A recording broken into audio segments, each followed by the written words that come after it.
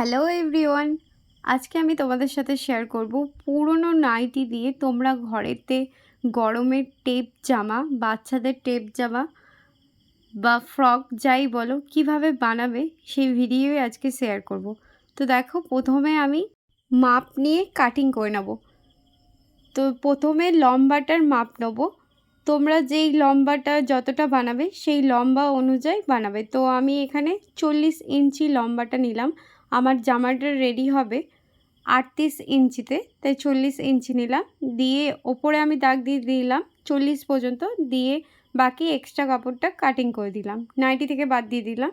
এবার দু সাইডে ফিতে আছে, এই ফিতেগুলো কাটিং করে নেবো, ফিতেগুলো রেখে দেবো, পরে কিন্তু ফ্রকে জয়েন্ট করব। এবার আমি নাইটিটাকে দেখো উল্টো দিকে করে নিয়েছি। এবার যে জামাটা বানাবো সেই জামাটার মাপ নেবো। তো প্রথমে আমি পুট নিচ্ছি, পুট নিলাম এখানে 6.5, আর মোহরিও নিচ্ছি 6.5। যেটা পুট নেবে সেটাই মোহরি নেবে। এবার ছাতি যেটা, সেই ছাতির মাপটাকে 4 দিয়ে ভাগ করবে, আর 1 ইঞ্চি বা 1.5 ইঞ্চি মতন এক্সট্রা রাখবে। আর একদম ফিটিং সেলাই করব না, কারণ বাড়িতে পরার ফ্রক জামা একটু লুজই হয়। এবার কোমরের মাপ নিলাম দেখো ওপর থেকে 14 ইঞ্চি। এবার কোমরেরও যেটা মাপ সেটাকে 4 দিয়ে ভাগ করবে, আর 1.5 ইঞ্চি মতন এক্সট্রা নেবে। এবার সোজা এটাকে স্কেল দিয়ে দাগ টেনে দিচ্ছি, আমি স্কেল দিয়ে দাগ টেনে দিলাম। এবার এই যে এখানটা হাতা তৈরি হবে, তো হাতার শেপটা দিয়ে দেবো। দেখো 1 ইঞ্চি নিলাম, দিয়ে এই 1 ইঞ্চির মধ্যেই রাউন্ড শেপ দিয়ে দেবো। রাউন্ড শেপটা কিন্তু অবশ্যই ভালো করে দেবে। এবার দেখো কোমর থেকে নিচ পর্যন্ত ফ্রকের যেই লম্বাটা হবে সেই মাপটা নিয়ে নেব। তো স্কেলটাকে এভাবে বেঁকিয়ে রেখেছি, এভাবে সোজা দাগ দিতে দিতে একদম নিচে নামিয়ে নেব, সমান করে নেব। আর এই জামাটা বানাচ্ছি আমি চৌকো নাইটির মধ্যে। তোমরা কিন্তু গোল নাইটি যেটা হয় সেই গোল নাইটির মধ্যেও একইভাবে বানাতে পারবে। তো উপরে দেখো গলার জন্য মাপ নিয়ে নেবো। উপরে আমি গলার জন্য 3.5 নিলাম। এবার লম্বাটা নিচ্ছি, লম্বাটা আমি নিলাম 6 ইঞ্চি। সামনের গলা এবং পেছনের গলা একবারে মাপ নিলাম। এবার দেখো প্রথমে আমি পেছনের গলার শেপ দিয়ে দেবো। তো আমি সিম্পল এখানে গোল ডিজাইন করছি, এটা সামনের গলা থাকবে। আর পেছনের গলার জন্য নিলাম 3.5 ইঞ্চি, দিয়ে এটাকেও গোল শেপ দিয়ে দিচ্ছি। আর উপরে 1/2 ইঞ্চি পুটে ডাউন করে দিলাম। এবার যেই যেই মাপ নিয়েছি সেই মাপে কাটিং করে নিচ্ছি। তো বুঝতেই পারছো কতটা সহজ। বাড়িতে আমাদের এরকম নিশ্চয়ই পুরনো নাইটি অনেক থাকে। তো এরকম পুরনো নাইটি দিয়ে বাচ্চাদের জন্য এরকম ফ্রক জামা বানাতে পারো। এবার দেখো আমি সাইডগুলো কাটিং করে নিলাম।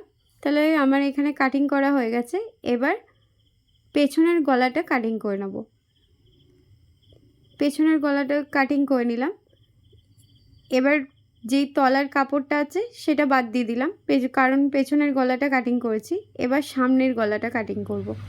তো আবার ভাঁজ করে নিলাম, দিয়ে গলার যে মাপটা আছে সেই মাপের উপরেই কাটিং করে নিলাম। এবার হাতার কাছে দেখো মোহরির কাছে 1/2 ইঞ্চি মতন একটু করে কাটিং করে নেব। 1/2 ইঞ্চি বাদ দিয়ে দিলাম। বাস আমাদের এইটুকুই কাটিং আর মাপ, এর বেশি আমাদের কিছু করতে হবে না। এবার হাতার জন্য দেখো এই যে ওপরের যে পার্টটা ছিল নাইটির, এই হাতাগুলোই খুলে নেব, আর এক্সট্রা যে কাপড়টা আছে ওটা পট্টি বানিয়ে নেব। তো দেখো এখানে ফিতে দুটো, পট্টি আর হাতা সব রেডি করে নিয়েছি। এবার সেলাই করব। তো সেলাইয়ের জন্য দেখো এরকম পট্টি কেটে নিয়েছি চৌকোভাবে, দিয়ে জামাটা সোজা দিকেই পট্টিটাকে রেখে পিন আপ করে নিচ্ছি। এবার জামাটাকে ঘুরিয়ে দেবো দেখো উল্টো দিকে। এবার যেই গোল শেপটা আছে এই গোল শেপটার ওপরেই 1/2 ইঞ্চি বাদ রেখে সেলাই দিয়ে দেবো। 1/2 ইঞ্চি বাদ রেখে সমান করে গোল শেপ দিয়ে সেলাই করে নিলাম। এবার যে ভেতরে এক্সট্রা কাপড় আছে সেই এক্সট্রা কাপড়গুলো কাটিং করে নেব, দিয়ে ছোট ছোট কাট দিয়ে দেবো। এবার এই ভেতরের পট্টিটাকে ভেতর দিকে করার আগে একটা চাপ সেলাই দিয়ে দেবো। তোমাদের এই ইউনিক আইডিয়াটা কেমন লেগেছে কমেন্টে কিন্তু অবশ্যই জানিও। আর ভালো লেগে থাকলে অবশ্যই কিন্তু সাবস্ক্রাইব করো চ্যানেলটাকে। তো এখানে দেখো আমি চাপ সেলাই দিয়ে দিয়েছি। এবার পট্টিটাকে ভেতর দিকে ঘুরিয়ে নিলাম। এবার সমান করে কাটিং করে নেব, 1.5 ইঞ্চি মতন রেখে কাটিং করে নেব।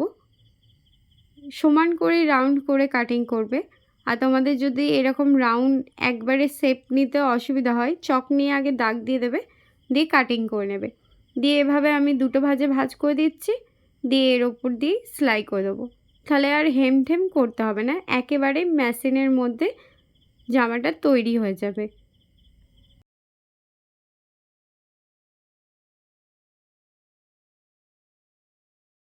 মুড়িয়ে চাপ সেলাই দিয়ে দিয়েছি। এবার দেখো সামনের গলার দিকটা ঠিক এরকম থাকবে। এবার পেছনের যে অপর সাইডের পার্টটা আছে সেটাও আমি একইভাবে রেডি করে নিয়েছি। এবার পুটগুলো আগে জয়েন করব। তো পুটগুলো কিভাবে জয়েন করছি দেখো, আগে সমান করে নিলাম পুটটা, এবার সমান করে রাখবো যাতে আগে পিছুর যেন না হয় সেই দিকে দেখবে, দিয়ে সমান করে ধরবে, দিয়ে সেলাই দিয়ে দেবে। আর অবশ্যই কিন্তু ডবল সেলাই দেবে, যেখানে যেখানে সেলাই করছো অবশ্যই কিন্তু ডবল সেলাই দেবে। এবার আমি ডবল সেলাই দিলাম, দিয়ে ঠিক পুটটাকে দেখো এভাবে ঘুরিয়ে নেবো, কাপড়টাকে ঘুরিয়ে নিয়ে ভাঁজ করলাম, দিয়ে এর ওপর দিয়ে আবার সেলাই দিয়ে দেবো। তাহলে পুটের কাছে আমাদের সমানভাবে কাপড়টা থাকবে। এভাবে ডবল সেলাই দিয়ে দিলাম। ঠিক একইভাবে অপর দিকের যেই পুটটা আছে সেই পুটটাকে একইভাবে জয়েন করে সেলাই করে নেব। আর গোল কাট নাইটির মধ্যে তোমরা যদি এরকম ফ্রক বানাও তাহলে গোল কাটের মধ্যে কাপড়টা আরও বেশি থাকে। বেশি থাকলে কি হবে, এরকম মাপ নিয়ে তো তুমি জামাটা বানাচ্ছ, তার সাথে যে এক্সট্রা কাপড়গুলো থাকবে সেই এক্সট্রা কাপড় দিয়ে তুমি নিচের মধ্যে কুচিও তৈরি করতে পারবে। তো দেখো দুদিকে আমি পুট জয়েন করে নিয়েছি, এবার সাইডগুলো সেলাই করব। আর এই যে ফিতেগুলো আগে কাটিং করে নিয়েছিলাম সেই ফিতেগুলো এর মধ্যে জয়েন করে দেবো। তো আমি আগেই বললাম যে 1.5 ইঞ্চি এক্সট্রা করে রেখেছি, তা বলে 1.5 ইঞ্চিতেই সেলাই করব না, 1/2 ইঞ্চের মধ্যে সেলাই করব, কারণ এটা বাড়িতে পরা জামা, আর বাড়িতে পরা জামা অবশ্যই কিন্তু কমফোর্টেবল হতে হয়। তো দেখো একবারে 1/2 ইঞ্চি বাদ দিয়ে সমান সমান করে সেলাই করে নিলাম। আর নিচের দিকটাও আমার একদম মিলে গেছে, পাটটা একটু চওড়া আছে তাই আমি নিচটা আর মুড়বো না, একদম সমান সমান রেখে সেলাই করে নিচ্ছি। আর অবশ্যই কিন্তু ডবল সেলাই দেবে। একইভাবে অপর দিকটাও সেলাই করে নিয়েছি। এবার হাতা জয়েন্ট করব। তো হাতার জন্য দেখো নাইটির যে হাতাগুলো ছিল সেই হাতাগুলো আমি কাটিং করে নিয়েছি। এবার মাঝখানে কাট দিয়ে দিয়েছি, দিয়ে ওপরের পুট থেকে দেখো ডান দিকে প্রথমে সেলাই করে নেব 1/2 ইঞ্চি বাদ দিয়ে, এই যে রেখেছি, দিয়ে এবার 1/2 ইঞ্চি বাদ দিয়ে সেলাই করে নিচ্ছি। আর অপর সাইডটাও বাঁ দিকটাও 1/2 ইঞ্চি বাদ দিয়ে সেলাই করে নেব।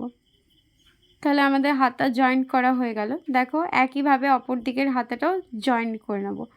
তো জয়েন্ট করে নেওয়ার পর আমি ফাইনাল জামাটা দেখাচ্ছি। দেখো এই যে কত কম সময়ের মধ্যে পুরনো নাইটি দিয়ে কত সুন্দর একটা জামা তৈরি হলো। ভালো লাগলে অবশ্যই লাইক করো। টাটা।